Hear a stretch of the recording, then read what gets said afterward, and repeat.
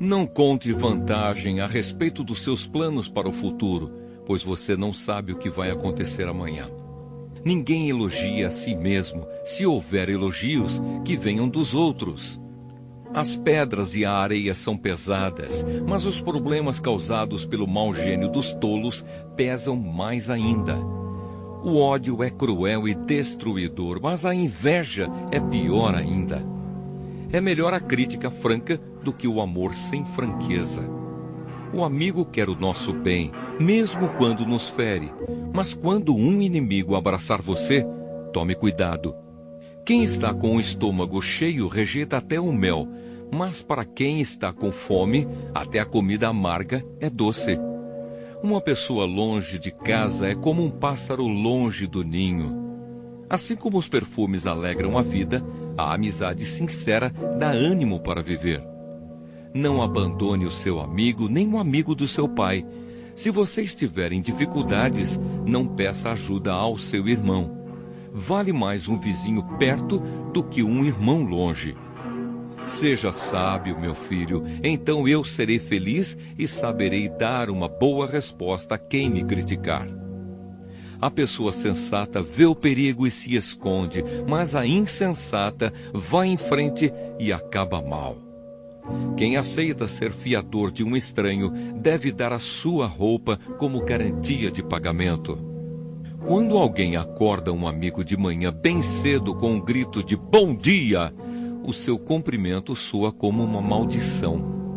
A esposa briguenta é como um dia triste em que a chuva não para de cair. O que é que você vai fazer para que ela fique calada? Você já procurou fazer o vento parar ou tentou pegar o óleo com a mão? As pessoas aprendem umas com as outras, assim como o ferro afia o próprio ferro. Cuide bem da sua figueira e você terá figos para comer. Trate bem o seu patrão e você será recompensado. Assim como a água reflete o rosto da gente, o coração mostra o que a pessoa é. Os desejos das pessoas são como o mundo dos mortos. Sempre há lugar para mais um. Assim como o ouro e a prata são provados pelo fogo, o bom nome de uma pessoa também pode ser posto à prova. Mesmo que você batesse num tolo até quase matá-lo, ainda assim ele continuaria tão tolo como antes. Cuide das suas ovelhas e do seu gado o melhor que puder, porque tanto as riquezas como os governos não duram para sempre. Primeiro você corta o feno, depois corta o capim dos montes enquanto espera que o feno cresça de novo. Aí você pode fazer roupas com a lã das suas ovelhas e comprar mais terras com o dinheiro que ganhou com a venda de alguns cabritos. E as cabras darão leite com fartura para você e para a sua família, e também para suas empregadas. Os maus fogem mesmo quando ninguém os persegue, mas o homem honesto é valente como um leão. Quando a nação tem líderes inteligentes e sensatos, ela se torna forte e firme. Mas quando a nação peca, ela muda de governo a toda hora. Um pobre que explora outros pobres é como a chuva que destrói tudo e acaba com as colheitas. Quem não respeita a lei de Deus está do lado dos maus, mas quem lhe obedece está contra eles. Os maus não sabem o que é justiça, mas os que procuram conhecer a vontade do Senhor sabem muito bem. É melhor ser pobre e honesto do que rico e desonesto. O moço que obedece à lei de Deus é inteligente, porém o que anda em más companhias é uma vergonha para o seu pai.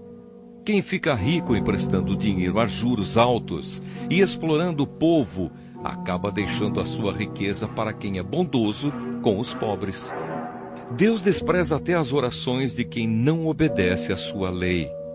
Quem engana uma pessoa honesta e a leva a fazer o mal, cairá na sua própria armadilha, mas quem é correto será bem recompensado.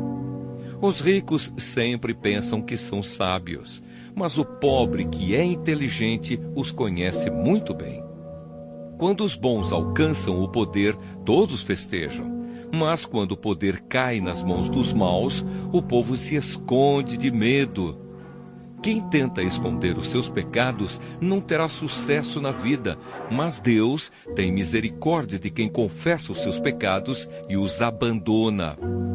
Quem teme o Senhor é feliz, mas quem se revolta contra ele cairá na desgraça. Como um leão furioso ou um urso feroz, assim é o governo mau que domina um povo pobre. O governador sem juízo será um ditador cruel. Aquele que odeia a desonestidade governará por muito tempo. O assassino cava muito depressa sua própria sepultura. Não tente fazê-lo parar. Quem é honesto tem segurança, mas quem é desonesto logo fracassa. Quem cultiva a sua terra tem comida com fartura, mas quem gasta o tempo com coisas sem importância sempre será pobre. A vida da pessoa honesta é cheia de felicidade, mas quem tem pressa de enriquecer não fica sem castigo. É errado favorecer alguém no tribunal, mas alguns juízes fazem isso até por pouco dinheiro. O ganancioso tem tanta pressa de ficar rico que nem percebe que a pobreza está chegando. Corrija uma pessoa e no futuro ela apreciará isso mais do que se você a tivesse elogiado. Quem acha que não é pecado roubar do seu pai ou da sua mãe é pior do que um ladrão comum. O egoísta sempre causa problemas. Quem confia no Senhor terá sucesso. Quem confia em si mesmo é tolo, mas quem segue os ensinamentos dos sábios terá segurança. Quem dá aos pobres não passará necessidade, mas quem faz de conta que os pobres não existem será muito amaldiçoado. Quando os maus sobem ao poder, o povo se esconde de medo. Quando eles caem do poder, o número das pessoas honestas aumenta. A cobra era o animal mais esperto que o Senhor Deus havia feito. Ela perguntou à mulher: é verdade que Deus mandou que vocês não comessem as frutas de nenhuma árvore do jardim? A mulher respondeu: podemos comer as frutas de qualquer árvore, menos a fruta da árvore que fica no meio do jardim. Deus nos disse que não devemos comer dessa fruta nem tocar nela. Se fizermos isso, morreremos. Mas a cobra afirmou: vocês não morrerão coisa nenhuma. Deus disse isso porque sabe que quando vocês comerem a fruta dessa árvore, os seus olhos se abrirão e vocês serão como Deus, conhecendo o bem e o mal. A mulher viu que a árvore era bonita e que as suas frutas eram boas de se comer. E ela pensou como seria bom ter entendimento. Aí apanhou uma fruta e comeu, e deu ao seu marido, e ele também comeu. Nesse momento os olhos dos dois se abriram e eles perceberam que estavam nus. Então costuraram umas folhas de figueira para usar como tangas. Naquele dia, quando soprava o vento suave da tarde, o homem e a sua mulher ouviram a voz do Senhor Deus que estava passeando pelo jardim. Então se esconderam dele no meio das árvores. Mas o Senhor Deus chamou o homem e perguntou: onde é que você está? O homem respondeu: eu ouvi a tua voz quando estavas passeando pelo jardim e fiquei com medo porque estava nu, por isso me escondi. Aí Deus perguntou: e quem foi que lhe disse que você estava nu? Por acaso você comeu a fruta da árvore que eu o proibi de comer? O homem disse: a mulher que me deste para ser a minha companheira me deu a fruta e eu comi. Então o Senhor Deus perguntou à mulher: por que você fez isso? A mulher respondeu: a cobra me enganou e eu comi. O castigo. Então o Senhor Deus disse à cobra: por causa do que você fez, você será castigada. Entre todos os animais, só você receberá esta maldição. De hoje em diante, você vai andar se arrastando pelo chão e vai comer o pó da terra. Eu farei com que você e a mulher sejam inimigas uma da outra, e assim também serão inimigas a sua descendência e a descendência dela. Esta esmagará a sua cabeça e você picará o calcanhar da descendência dela. Para a mulher, Deus disse: vou aumentar o seu sofrimento na gravidez e com muita dor você dará à luz filhos. Apesar disso, você terá desejo de estar com o seu marido e ele a dominará.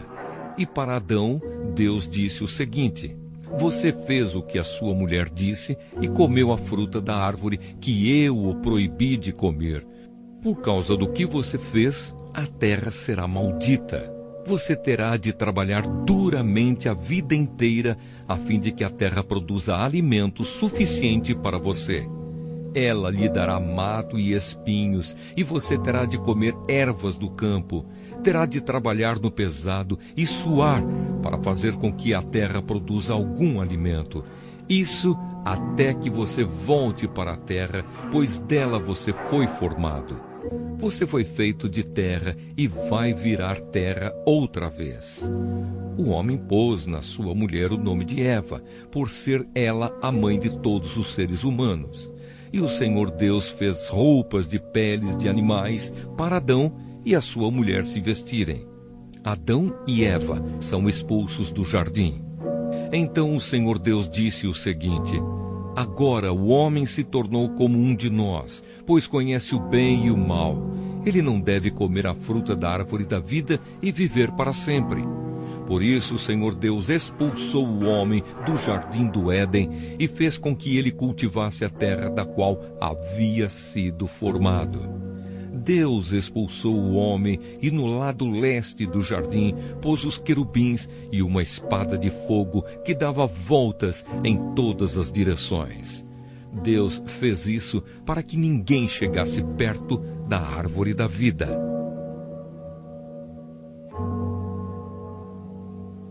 Jonas em Nínive.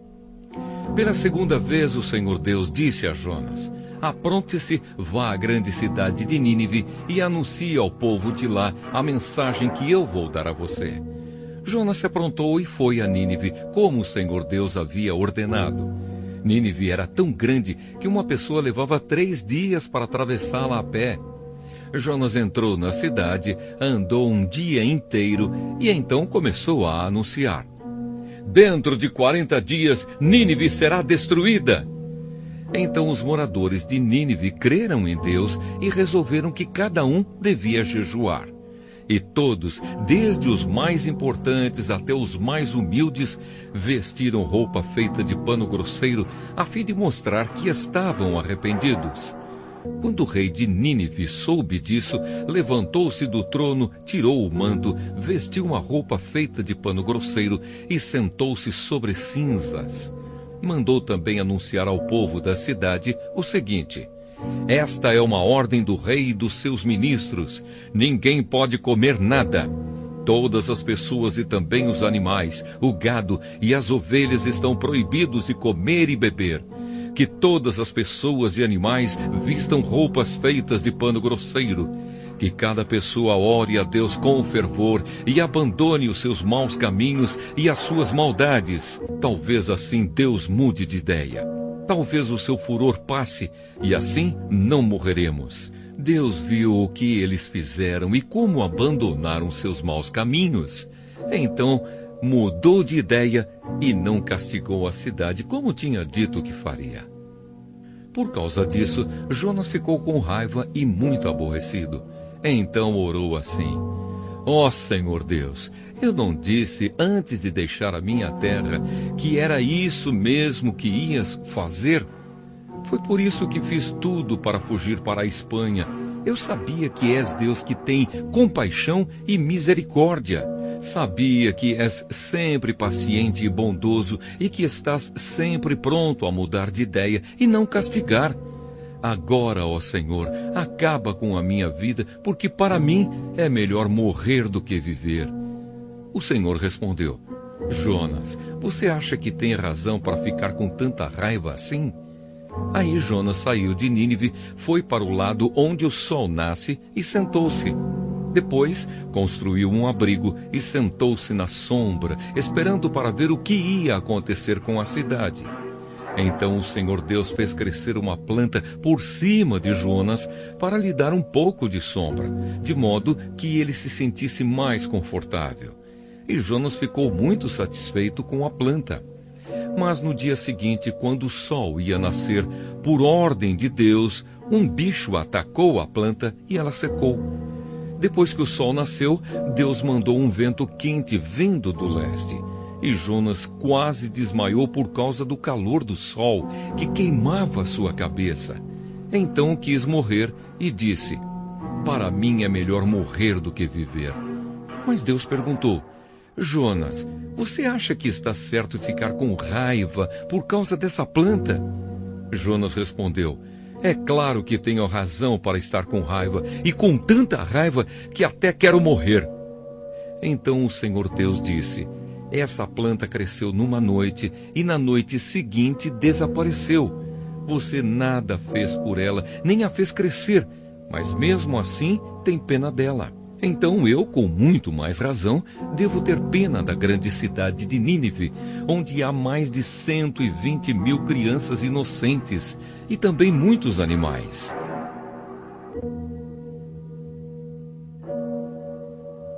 O nome limpo vale mais do que o perfume mais caro. E o dia da morte é melhor do que o dia do nascimento.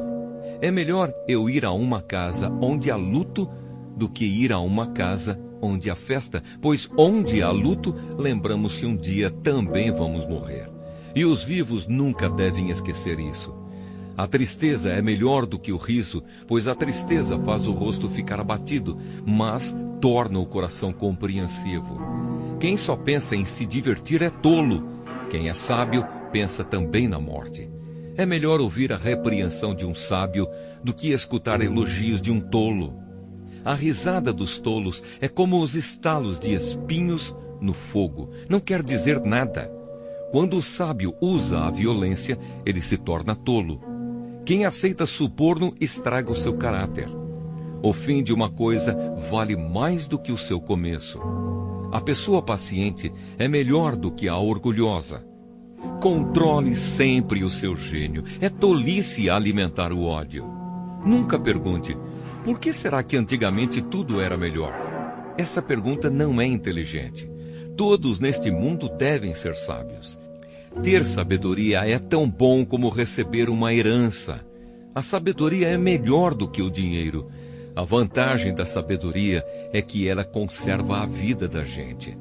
Pense no que Deus faz. Quem pode endireitar o que Ele fez torto? Quando as coisas correrem bem, fique contente. Quando as dificuldades chegarem, lembre disto: é Deus quem manda tanto a felicidade como as dificuldades. E a gente nunca sabe o que vai acontecer amanhã. A minha vida tem sido uma ilusão, mas nela eu tenho visto de tudo. Há pessoas boas que morrem e há pessoas más que continuam a viver a sua vida errada. Por isso, não seja bom demais, nem sábio demais. Por que você iria se destruir? Mas também não seja mau demais, nem tolo demais. Por que você iria morrer antes do tempo? Evite tanto uma coisa como a outra. Se você temer a Deus, terá sucesso em tudo. A sabedoria pode fazer mais por uma pessoa do que 10 prefeitos juntos podem fazer por uma cidade. Não existe no mundo ninguém que faça sempre o que é direito e que nunca erre. Não fique escutando tudo o que os outros dizem, pois poderá ouvir o seu empregado falar mal de você. E você sabe muito bem que muitas vezes você mesmo tem falado mal dos outros. Eu usei a minha sabedoria para examinar tudo isso. Estava resolvido a ser sábio, mas não conseguia alcançar a sabedoria. Como é que alguém pode descobrir o sentido das coisas que acontecem? Isso é profundo demais para nós e muito difícil de entender.